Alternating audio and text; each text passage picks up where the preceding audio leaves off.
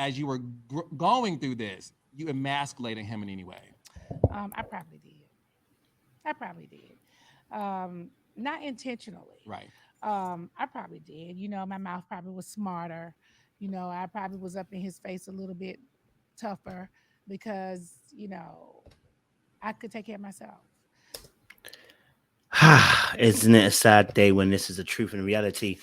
Look, I've said this several times before. Many women, I'm telling you, when they get power, they ain't no different to a man. I've said this many, many times. A lot of reasons why women get angry at men. I said to them, listen, you get power and you will see that you do the exact same thing that men do.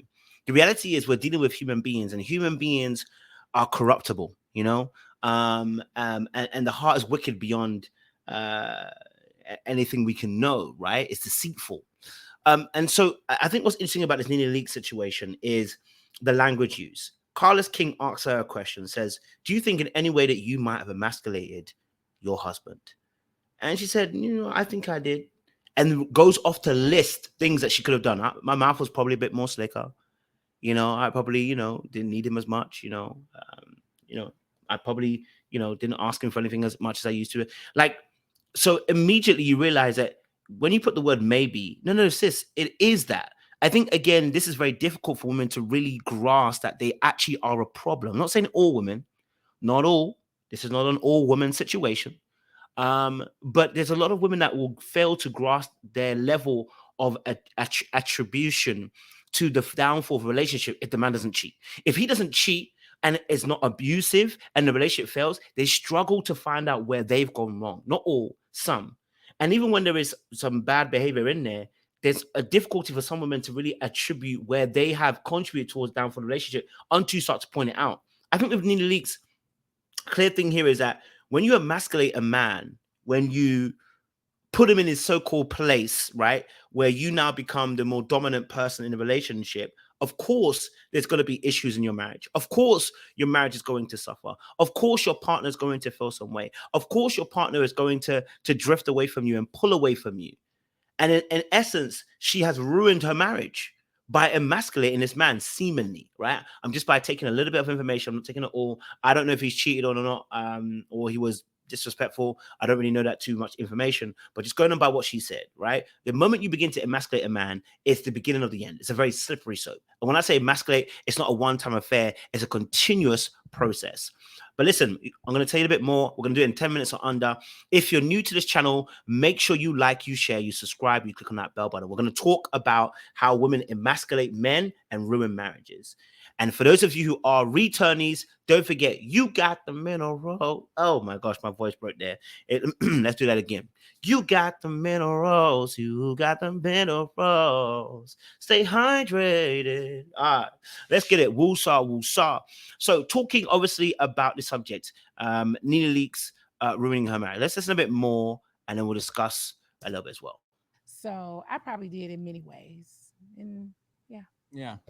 One thing I want people to My know. husband, Go ahead. excuse me, Mhm. Greg is from Atlanta, born and raised, and he is the true definition of an OG.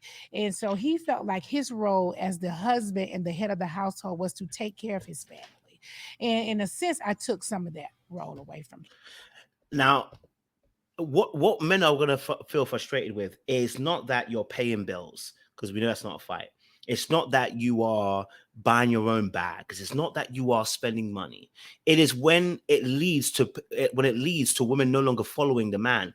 That's where men usually get frustrated. It's not you spending money on your own shoes. It's not you buying stuff. You've got your own money, so you can do it now. The issue is when the relationship, we have a vision for the relationship, or I'm leading the relationship, and now you're trying to lead because you're saying to me, well, I make as much money as you do, so I'm leading now.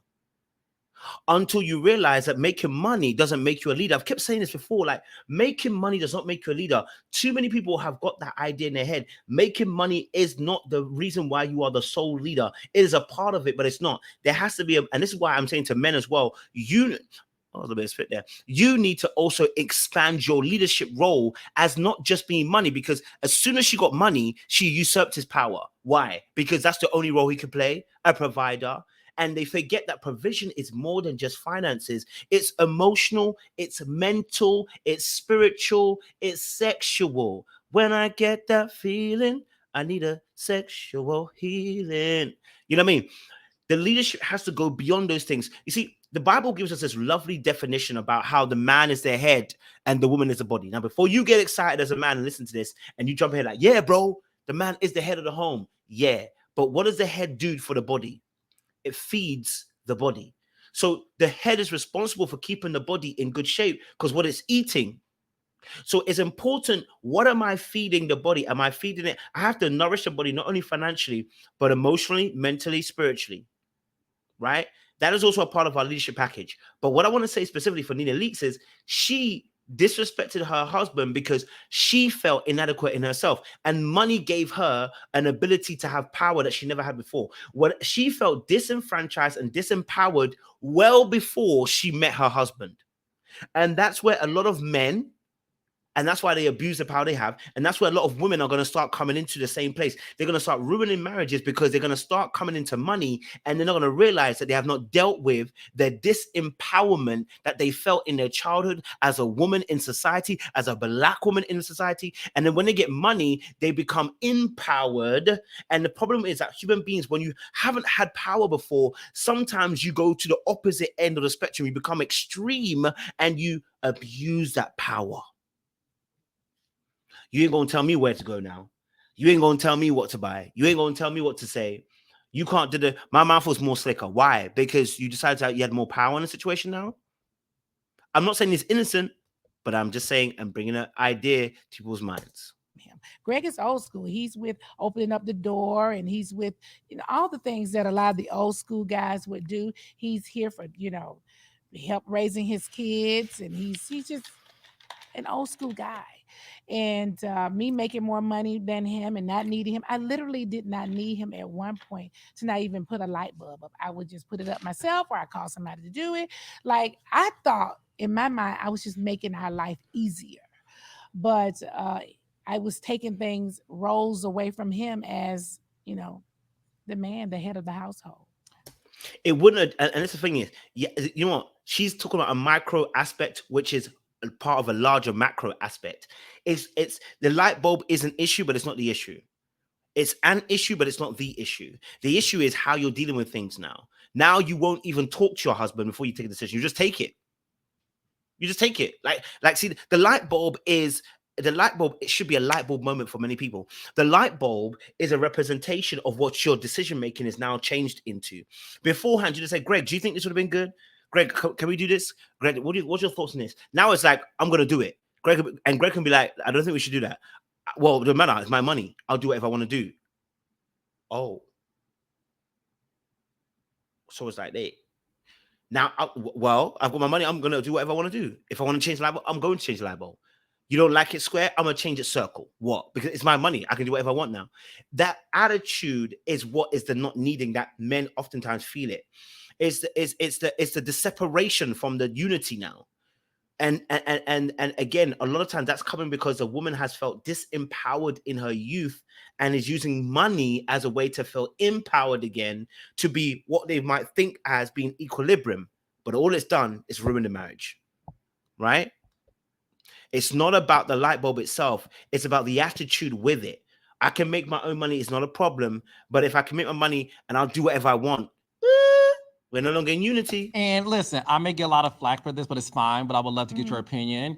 I do feel like when women start to make money, unfortunately, they start to emasculate their man in a very subtle way, and sometimes not intentionally. No. Every man wants to feel like you need him. Yes.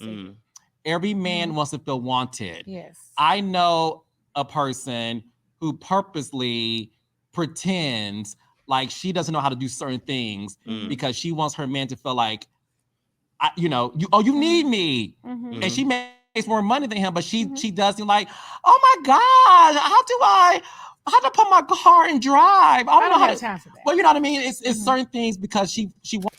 But you see how immediately Nene was like, I don't have time for that. Well, we're not asking you to literally become. See, I say this a lot of times.